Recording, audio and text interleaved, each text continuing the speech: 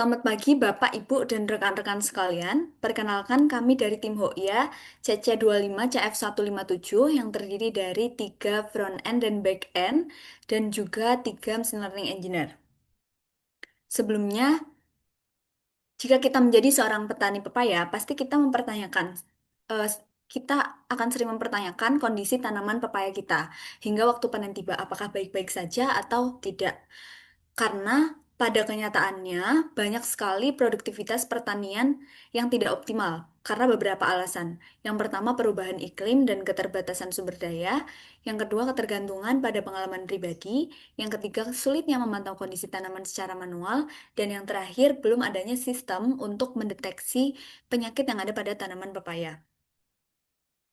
Fakta di lapangan menunjukkan bahwa ada peluang yang bisa dioptimalkan, terutama di wilayah Salatiga, bahwa terdapat 2.790 pohon pepaya yang saat ini menopang produksi dan pendapatan petani. Di antaranya 1.000 pohon muda dapat dijadikan investasi masa depan yang perlu dijaga pertumbuhannya.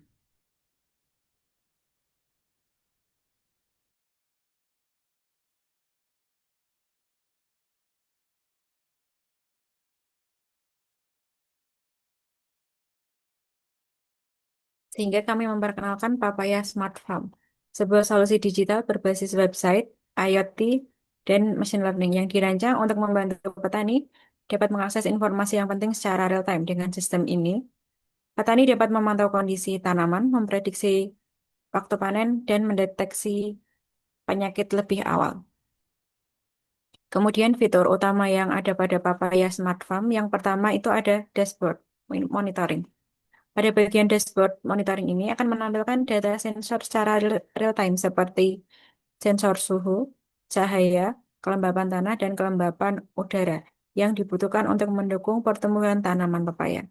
Kemudian selanjutnya ada fitur analisis prediksi panen, di mana pada fitur ini menggunakan model CNN untuk menganalisis data dari 4 sensor.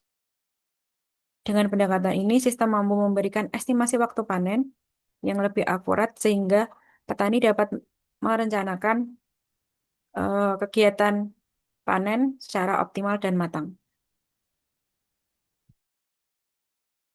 Untuk prediksi panen tadi didapatkan dari hasil evaluasi model yang telah dilatih dalam 51 epoch dengan MAE 2,45 hari dan juga R2 score-nya 96,33%, yang menunjukkan bahwa akurasi pada model terbilang cukup baik dan juga untuk prediksi dan juga aktual itu hanya selisih 2 hari. Untuk deteksi penyakit ini, model CNN detection ini dirancang untuk mengklasifikasikan daun pepaya ke dalam 4 kategori penyakit, yaitu anthracnose, bacterial spot, curl, ring spot, serta 1 kategori sehat, yaitu healthy. Selanjutnya,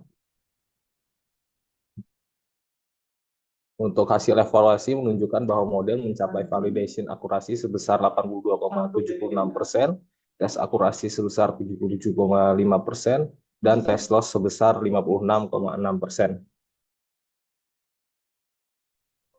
Selanjutnya, rekomendasi penanganan tanaman. Fitur ini dirancang untuk membantu petani atau pengguna mengenali penyakit pada tanaman pepaya dan memberikan solusi yang tepat. Cara kerjanya cukup sederhana, pengguna hanya perlu mengunggah gambar daun pepaya yang tampak berpenyakit di halaman dashboard, lalu sistem kemudian akan menganalisis gambar tersebut dan menampilkan rekomendasi penanganan, termasuk penggunaan pupuk atau obat yang sesuai di halaman rekomendasi. Saran yang tersedia disesuaikan dengan kondisi tanaman berdasarkan hasil deteksi. Masuk ke arsitektur dan sistem teknologi. Untuk mendukung data lapangan secara real-time, kami juga mengintegrasikan perangkat keras berbasis IoT. Kami menggunakan 3 jenis sensor utama. Yang pertama, sensor kelembapan tanah atau soil moisture untuk mengetahui kadar air di sekitar akar tanaman. Kedua, ada sensor suhu dan kelembapan udara yang menggunakan modul DHT11. Dan yang ketiga, fotoresistor untuk mengukur intensitas cahaya yang diterima tanaman. Pada bagian front-end back-end, di sisi back-end kami menggunakan Node.js sebagai platform server dan PostgreSQL sebagai basis data utama. Untuk pengujian API, kami menggunakan Postman untuk memastikan semua endpoint bekerja sesuai harapan.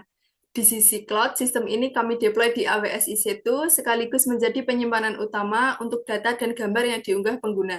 Sedangkan untuk front-end, kami menggunakan Vue.js sebagai framework dan merancang seluruh tampilan antarmuka dengan bantuan Figma agar bisa lebih terstruktur dan user-friendly atau ramah pengguna.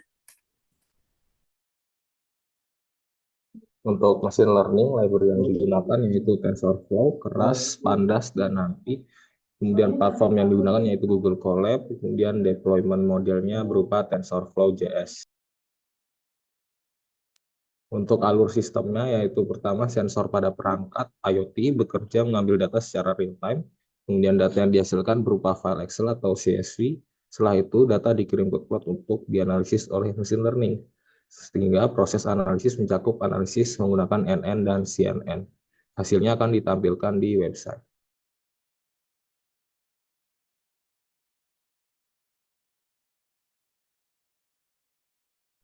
Selanjutnya masuk ke ukuran pasar pendekatan top down. Yang pertama SOM yaitu target awal 90 petani pepaya aktif di Salatiga. Kemudian SAM segmen yang relevan adalah petani multikultural. Dan yang terakhir ada TAM yaitu potensi jangka panjang ke seluruh petani yang ada di Indonesia. Selanjutnya